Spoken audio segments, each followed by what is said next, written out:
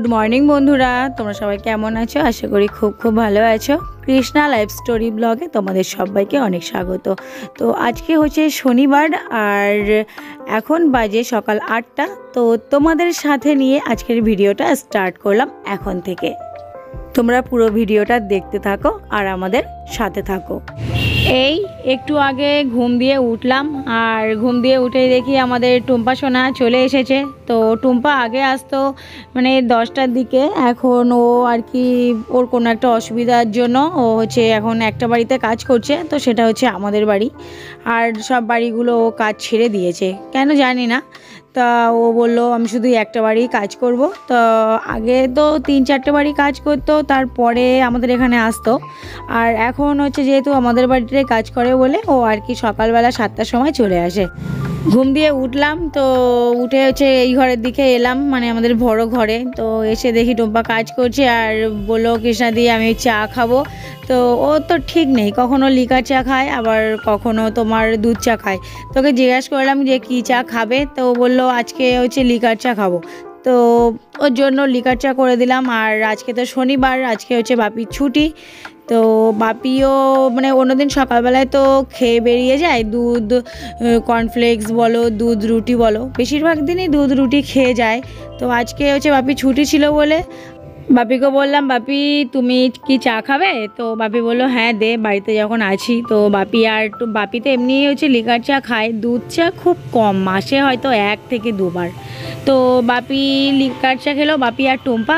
আর তারপরে মা বললো কৃষ্ণা আমরাও চা খাবো। তো অন্যদিন সকালবেলায় চা করে মা, তা আজকে মা বললো চাটা হচ্ছে তুই একটু কর, তাই বললাম ঠিক আছে করছি। সকালবেলা সবাই মিলে বসে এক জায়গায় খানিকক্ষণ একটু গল্প হলো, তার সাথে সবাই মিলে চা খাওয়া হলো।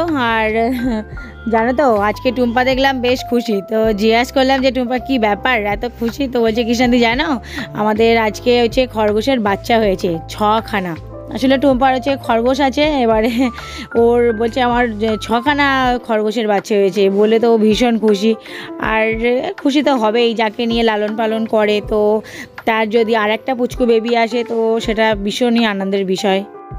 তো গল্প টল্প করার পরে হচ্ছে মাকে জিজ্ঞাসা করলাম যে মা কী রান্নাবান্না হবে। তো আজকে তো শনিবার আমাদের নিরামিষ। তো মা বললো হচ্ছে মুগের ডাল কর আর হচ্ছে বেগুন ভাজা আর এদিকে তোমার পটল ভাজতে বললো। আর এদিকে দেখেছো সাদা বেগুন, তো সাদা বেগুন আমি এই ফার্স্ট টাইম খাবো, এর আগে আমি দেখিও নি কখনো আর খাইও নি। তো আর বেশ করতে না খুব ভালো লাগছিলো যে নতুন একটা জিনিসের টেস্ট কেমন হবে সেটাই ভাবছিলাম। আর তোমাদেরও আমি একটু দেখালাম। আর সাদা বেগুনের ভিতরটা দেখো একদম সাদা, আর বেগুনটা ছোট ছোট তো, আর একদম মানে ভীষণ কচি। তো আর পুরো সাদা বেগুনটা। আর এই বেগুনটা হচ্ছে এনেছে মাসি, আসলে মাসি এসেছিলো পরশুদিন আমাদের বাড়ি। তো মাসিদের ওই বাড়ি থেকে মাসি হচ্ছে বেগুনটা এনেছে। আর সাদা বেগুন আমরা কখনো খাইনি বলে মাসি হচ্ছে আমাদের কটা দিয়ে গেল আর মাসি কটা নিয়ে গেছে, মাসিরা বাড়ি চলে গেছে কালকে।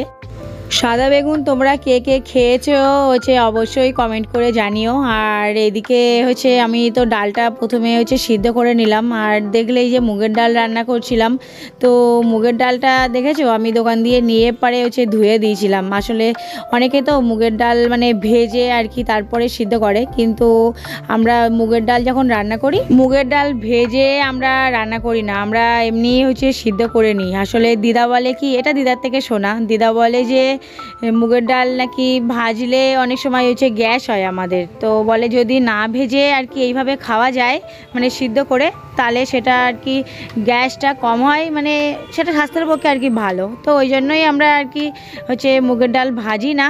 ওদিকে ডালটা সিদ্ধ করে রেখে দিয়েছি আর এদিকে বেগুন আর পটলটা ভেজে নিলাম। তো দুটো ভাজা হয়ে গেছে। আর আসলে আমাদের এই 2 দিন আগে হচ্ছে রাতে লুচি করেছিলাম, তো খানিকটা ময়দা আর কি বেশি ছিল, এবারে সেটা ফ্রিজে ছিল।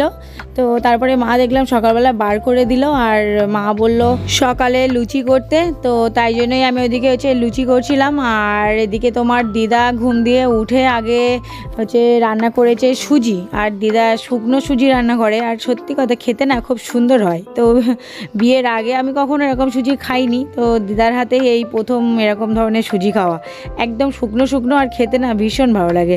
লুচি টুচি হচ্ছে ভাজার পরে ডালটা একেবারে সাঁতলে দিলাম। আর আজকে হচ্ছে ভাত তোমার বাইরে করব, ভাতটা এখনও হয়নি। তো আসলে অন্যদিন আমাদের ভাত সকাল সকাল হয়ে যায়, আর আজকে বাপির অফিস নেই বলে ওই জন্য তোমার ভাতটা একটু লেটে করব। আর সকালে যেহেতু লুচি সুজি তারপরে এটা ওটা খাওয়া হবে, তো ওই জন্যই ভাতটা এক্ষুনি আর করলাম না। আর মাম আজকে অফিসে যাবে, তো মামকে জিজ্ঞাসা করলাম, আমি বললাম মাম তুমি হচ্ছে তোমার জন্য কি ভাত করব? তো মাম বললো না, আমি হচ্ছে আজকে তোর লুচি যা যা রান্না হচ্ছে তাই খেয়ে যাব। তো ওই জন্য ভাতটা এখনও করা হয়নি।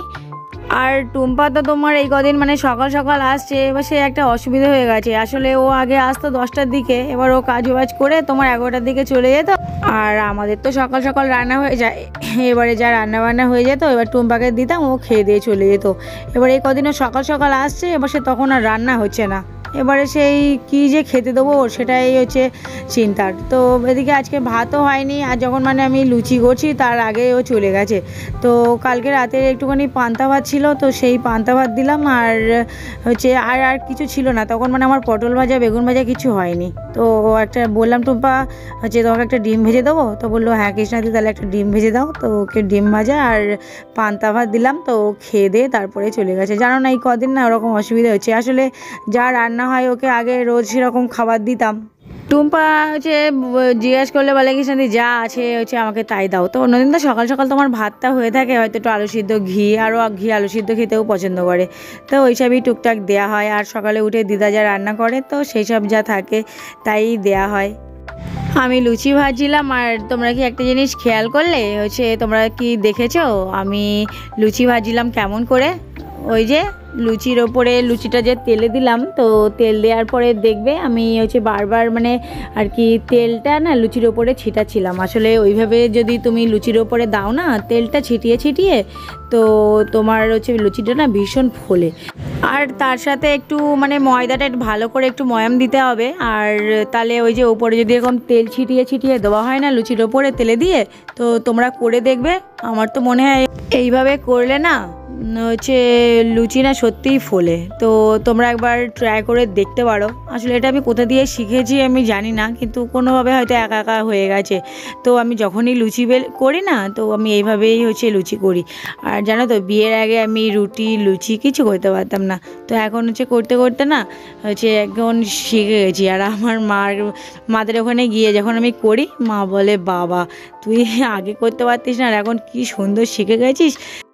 আসলে আমাদের বাড়িতে সবথেকে ভালো রান্নাবান্না করে হচ্ছে মাও ভালো করে, তো কিন্তু আমার সবথেকে মামের রান্নাটা বেশি ভালো লাগে। আর মাম মানে হালকা পাতলা মশলা দিয়ে যেমন তরকারি প্লেন তরকারি রান্না করতে পারে, তেমন মাম মানে আর কি রিচ জাতীয় খাবারও মাম খুব দারুণ বানাতে পারে। এবারে মাম মানে সব রকমের রান্নাবান্না খুব পারে, তো আর এবং ভীষণ টেস্টিও হয়। তো আমি না কি করি, ওই আসলে মাম কীভাবে রান্নাবান্না করছে, কীভাবে কি দিচ্ছে না দিচ্ছে, ওইগুলো দু একবার মামের পাশে দাঁড়িয়ে দাঁড়িয়ে দেখতে দেখতে না মানে একটা আন্দাজ মতো করে নিই যে মাম এটা এইভাবে করলো, তো আমি সেইভাবে করার চেষ্টা করি।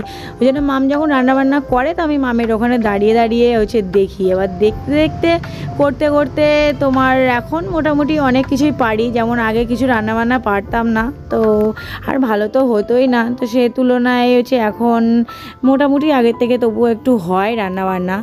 আর যখন রান্নাবান্না করে কেউ বলে যে না হচ্ছে তরকারিটা ভালো হয়েছে, তো তখন না বেশ ভাল লাগে, যে না তখন মনেও হয় যে আগের থেকে মনে হয় রান্নাবান্নাটা একটু শিখেছি। মেয়েরা কেমন তাই না, হচ্ছে বাবার বাড়িতে যারা কিছুই পারে না, তো শ্বশুর বাড়িতে এসেও সংসারে থাকতে থাকতে আস্তে আস্তে কাজ দেখতে দেখতে বা করতে করতে তারা কি সুন্দর শিখে যায়, সংসারী হয়ে ওঠে। তারাও একসময় খুব ভালো কাজ করতে পারে, আবার তাদের দেখেও হয়তো পরবর্তী যারা আসবে তো তারাও হচ্ছে হয়তো শিখতে পারে।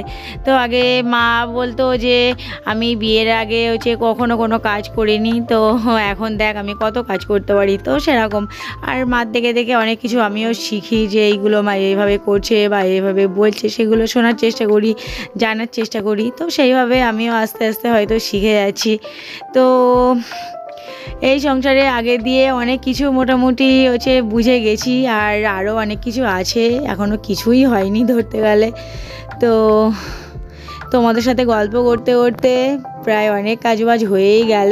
আর ওদিকে সত্যি কথা বলতে কাজ করতে করতে এখন প্রায় তোমার 10টাও বেজে গেছে, আর আমার খুব খিদেও পেয়ে গেছিলো। তো খাওয়া দাওয়া করে নিলাম। আর সেই তোমাদের বলছিলাম দিদা যে শুকনো সুজি করেছিল, ওই সুজি আর 2টো সাদা বেগুন নিলাম, আর সাথে 3টে লুচি। তো সাদা বেগুন তো এই ফার্স্ট টাইম খেলাম, আর বেগুনটা খেতে বেশ খারাপ না, ভালো, এমনি বেগুনেরই মতো, কিন্তু মানে ওরকমই খেতে। তো একটু যেন মিষ্টি মিষ্টি ভাব আছে। আর তো বেগুনটা খেলাম, বেশ নতুনত্ব জিনিস, খেতে বেশ ভালো লাগলো। আর এদিকে দেখো খাওয়া দাওয়ার পরে আবার চলে এলাম। তো আসলে কাজ থাকলে না আর তখন আর বসে থাকতে ভালো লাগে না, মনে হয় না কাজ করে বসে থাকি, তখন আর অত মাথায় থাকবে না কাজ বাজে, এই কাজটা আমার করা হয়নি, এটা করতে হবে।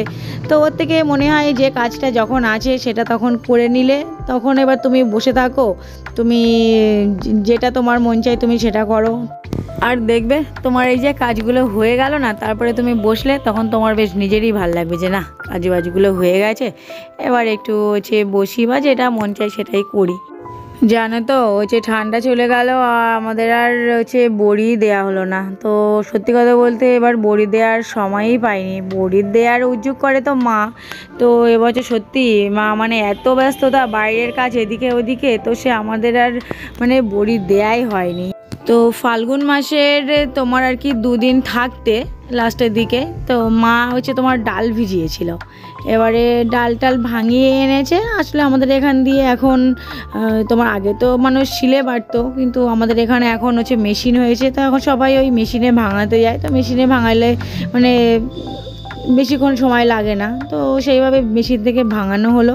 তো মা ভেবেছিল বড়ি দেবে, তো তোমার রোদ্দুর ছিল তার আগে ঝলমলিয়ে। ও মা যেই আর কি ডাল ভাঙিয়ে নিয়ে এলো, তো তারপর থেকে না তোমার মেঘলা মেঘলা করছে, ঠিক করে রোদ্দুর হচ্ছে না। আর বড়ি জিনিস তো মানে একটু রোদ্দুর ভালো না হলে না ঠিক যেন বড়ি ভালো হয় না। এবারে তখন মা আর কী করবে, সে বড়ি তো দিতেই পারলো না। তো মা বললো রে রোদ্দুর না বেরোলে মানে বড়ি দেয়া একদম ফালতু হয়ে যাবে। তো তারপরে মা একটা বুদ্ধি বার করলো, যেহেতু চৈত্র মাসে বড়ি দিতে নেই, তো মা বললো এক কাজ করি, ফাল্গুন মাসে যেহেতু 2 দিন থাকতে তোমার ডাল ভাঙিয়ে এনেছিল, তো মা বলছে এই যে ডালের আমি না তোমার ফাল্গুন মাসে 4-5টা বড়ি দিয়ে রাখি।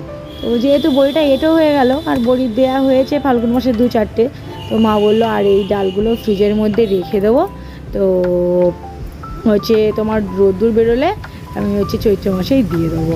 তো ওই জন্যই আমাদের চৈত্র মাসে বড়ি দেয়া। তো আমি এদিকে কাজবাজ করছিলাম, আর ওদিকে মা, আমার বোন, মাম, পাপি, তো সবাই গেছে এখন আমাদের সেই দোতলার ছাদে, ওখানে গিয়ে সব বড়ি দিচ্ছে। আসলে ওখানে টানা রোদ লাগে তো আর আমি এদিকে কাজবাজগুলো করে নিচ্ছি। আর বললাম তো তোমাদের যে ভাতটা আমি লাস্টে করব, তো ভাতটা দেখো তোমার এদিকে কাজ টাজ করে মোটামুটি তো ভাতটা বসিয়ে দিয়েছিলাম, আর ভাতটা আমার হয়ে গেছে।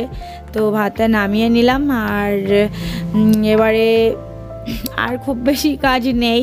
তো এদিকে দেখো আমি ভাতটা উবুর দিয়ে দিয়েছি, আর আমরা এই কলের গোড়ায় এভাবেই ভাত উবুর দিই।